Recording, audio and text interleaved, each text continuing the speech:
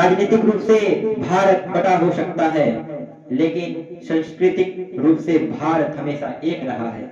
जो देश सत्ता से बनता है वो सत्ता जाते ही टूट जाता है। मेरे भारत के भाइयों, बहनों एवं माताओं, इतिहास का एक सवाल अक्सर पूछा जाता है। भारत पर सैकड़ों साल शासन हुए, विदेशी सत्ता आई, युद्ध हुए, अत्याचार हुए, फिर भी भारत टूटा क्यों नहीं? भाई और बहनों, सच ये है कि भारत कभी सिर्फ एक सत्ता नहीं रहा, भारत कभी सिर्फ एक शासन नहीं रहा, भारत एक सभ्यता रहा है।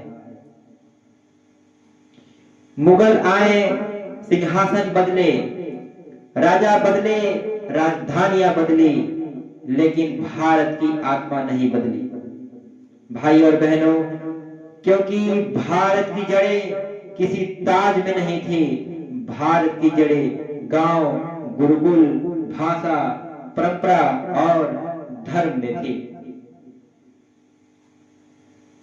मुगल शासन सत्ता पर था, लेकिन समाज पर नहीं। वे राज कर सकते थे, पर भारत की सोच को गुलाम नहीं बना सके।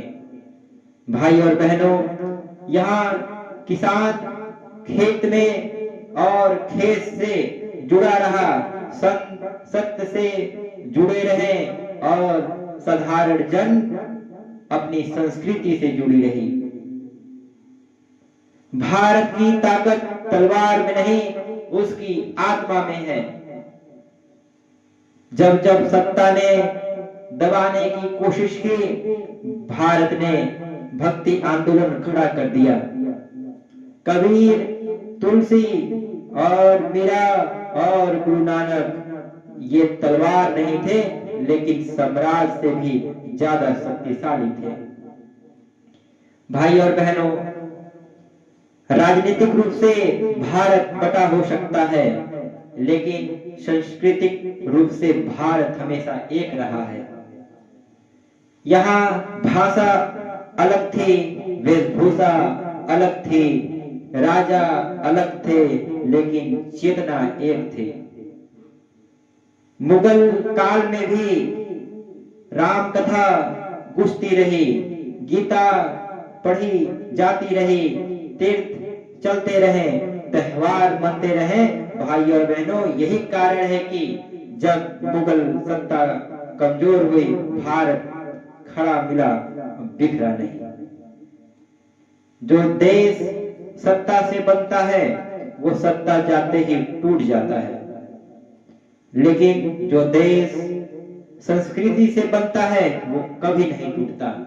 भाई और बहनों, भारत इसीलिए नहीं टूटा क्योंकि यहाँ की पहचान राजा में नहीं, संस्कृति से बनी थी। भाई और बहनों, मुगल काल ने भारत को झुकाया, पर तोड़ा नहीं और तोड़ा नहीं सका, क्योंकि भारत मिट्टी नहीं था, सभ्यता था। इति वाक्य के साथ मैं अपने वाणी को विराम देना चाहूंगा। जय मां भारती, जय मां भारत। बहुत बहुत धन्यवाद।